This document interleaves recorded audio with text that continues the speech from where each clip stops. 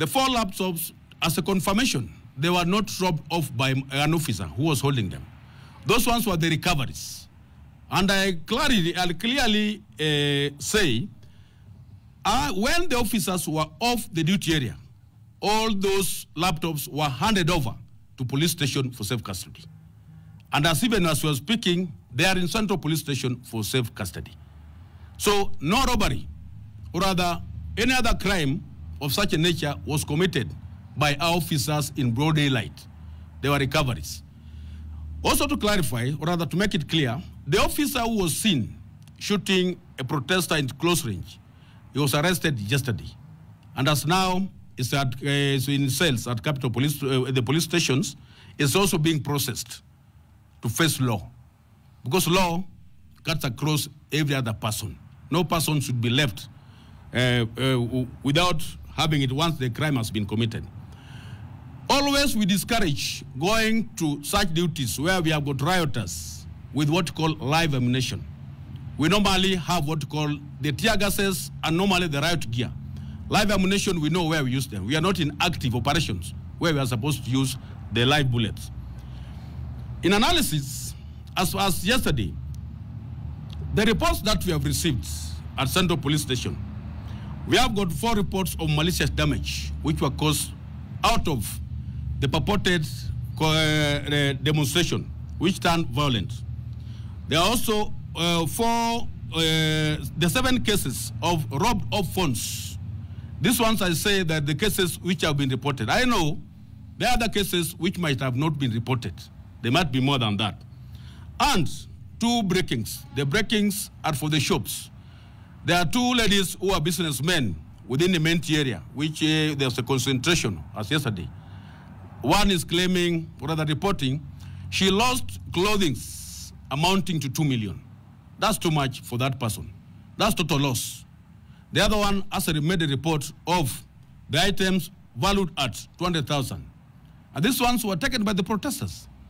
So as you can see, it wasn't what we call a peaceful demonstration. It was a thuggery by its nature. And that one, as a policing fraternity, we cannot allow. My assurance to the public, we are there to provide security to you all, regardless of who you are. But law will be followed to the latter. We would not want to discourage the issues of processions or other demonstrations, provided the right procedures are followed. We have been having demonstrations even since this year by the people, nurses and other people. They have been very peaceful. We have been covering them. And none has turned to be as what we saw yesterday. We are always ready, and we shall provide the necessary assistance to our public in terms of provision of security.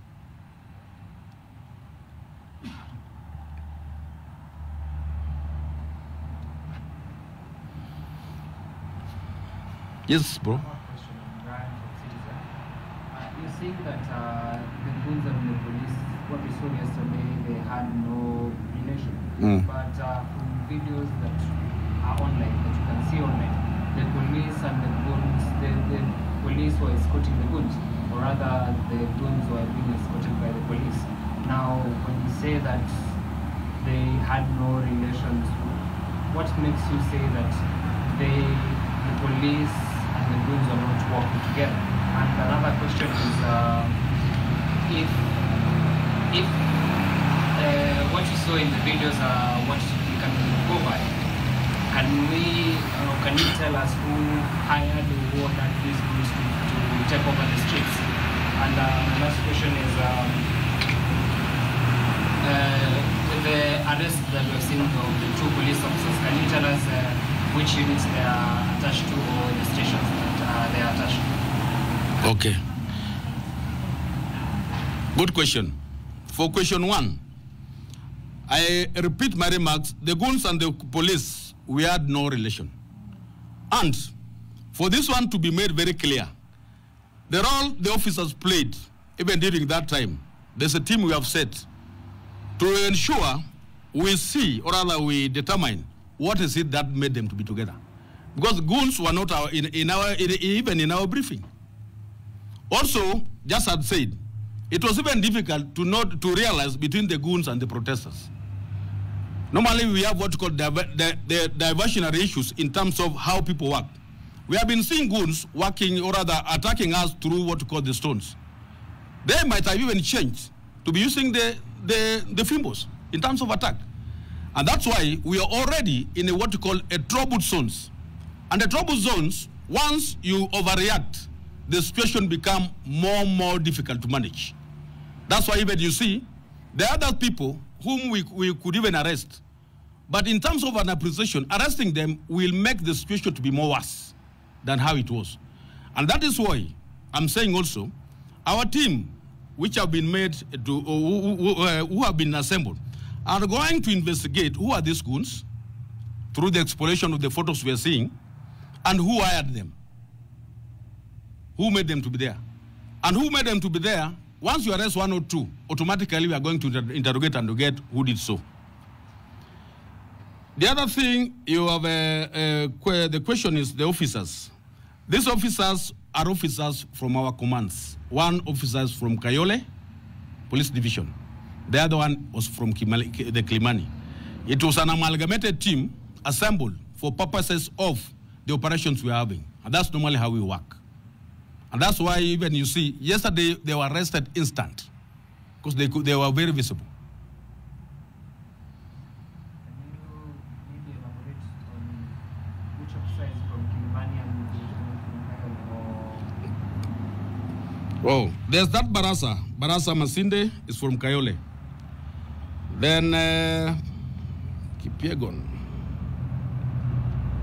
Kiprono is from Kilimani. They were all forming what we call anti-riot team. The arms they were having were purely for dispersing rioters. Yes, madam. I am Ashley from NTV. From the information people are spreading online, that it's either is Sakaja being investigated for allegedly marrying. Who, Sakaja? Yes. No, that one maybe my team have not revealed. When you approach Sakaja as a person, we may not get the information. He will recant. But when we start arresting, that's the time we are going. They will tell us who hired them. My other question. Yes. So every time, or rather, people have congregated to protest as a nation. We always have incidents of police brutality. The latest one was yesterday. Is there any evidence, moves you're making to show us that you're going to stop this police brutality, and exactly that it's time police brutality ends? Good question. Before we leave for such operation, there's an elaborate briefing. And this elaborate briefing is also contained in what we call our operation order, which is an evidence. In the operation order, we normally have what we call the tools for work. We are supposed to work for that purpose. And this tool for work for the demonstrators is purely full riot gear. No ammunition we're supposed to have. The highest caliber of ammunition we are supposed to have is that one for the rubber bullet, which, if you see it yesterday, they could cause more injury when you are being shot at close range. But when not in close range, they don't have effects. This is what we have been doing. The command systems are very elaborate and very simple to understand. The demonstrations were within the CBD. The commander for the central police station, having mapped out the areas of trouble, we normally give out what we call the officers to seal off those areas. The command is within that area. While we are sitting at the back as strategists, analyzing which is this area which is more trouble, whereby we may also do what we call inserting other troops whom we are having on standby, or rather trying to assemble others to go and seal off those other areas. That is what we call elaborate coordinated approach, making us to achieve with the aim of the operation. Another question is, there was a court ruling a while back that banned police from wearing face masks or cover their identities. And we've seen it is becoming a norm in Kenya for police officers whenever there's a protest to cover their faces with face masks or balaclavas. Now we saw yesterday with the shooting that happened, the police officer had his whole face covered, and it is very hard to know and to see who that police officer is. As the command of the regional police. Now, what are you doing, or is it coming down from the commander that when you're going out to protest, you should cover your faces, or what are you doing to follow the control? Good question. I've talked of a gear for riot. A gear for riot, a face mask is not a gear for riot. That one is falling against what I call breach of the principles of operation. All face masks, the way we have been wearing them during the corona time, they are not supposed to be worn in such occasions. What we are supposed to wear in such occasions for riot, because of the aspect of tear gas, we have what we call respirators, which has got the breathing space and the eyes are more concealed. We discourage the wearing of face masks. We are not supposed to wear them. And that one is forming part of what we call the ingredients of a briefing before people leave. However, we may not rule out. We are in a society of policing. Other people may go against the briefing. That's why you could see one or two or having those face masks. The majority were abiding by the law. We shall emphasize on the need of having put on the gears as per the need of that operation. That's an assurance. My name is from Team 27. Are people allowed to demonstrate in Nairobi? My question is tied to, because the 25th of June is coming, and most definitely there will be a planned demonstration again on 25th, because it's an anniversary of the last year, 25th. What can the police tell the people who are planning to demonstrate on that particular day? Because when you get the messages for people who are planning to demonstrate, they usually say carry a phone, carry a bottle of water and a flag.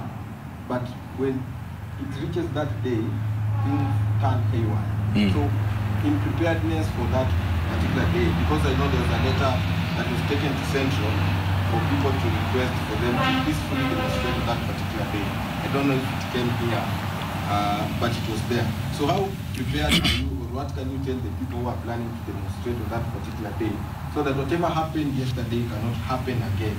So people are prepared now to do it a better way next time. Good. For the 25th, we have got what we call enhanced plans for that. The letter which was delivered to Central, we are equally having that copy of their intents.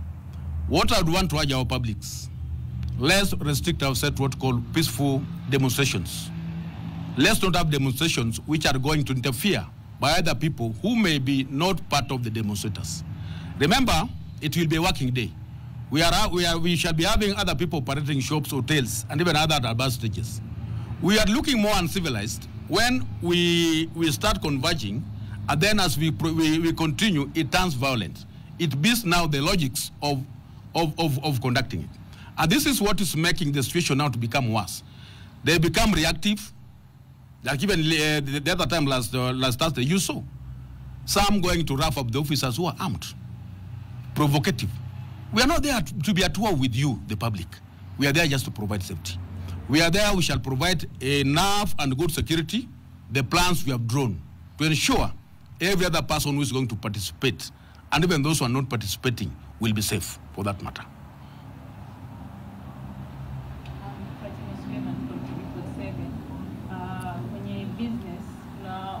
Biashara wamelalamikia kwa biashara zao wamepunguza mali zao. So far mmefanya what measures zenye mmefanya na kuhakikisha kwamba sababu amesema kama kuna uwezekano wa kumpensate, is it possible wanaweza kwa compensation? So your businesses they have got variety. Other businesses are insured, but in terms which can cover insurance. But as an agency, we endeavor to ensure every person and the property is very safe. It's only that when it turns otherwise, when this situation, they face the losses. Remember, like yesterday you saw, these people are all over the town. Even when you could even access Globe, they were there. Area Kamkunji, they were there. And the other areas, they were there. And that's why I said initially, the means for which they had come for the demonstration was not for demonstration. They were coming to loot, which is against the law. Assurance to the business community, security will be there. Officers will be. We have got enough. Thank you. Kusawa. Yes, thank you. Kuchonjo. Asante.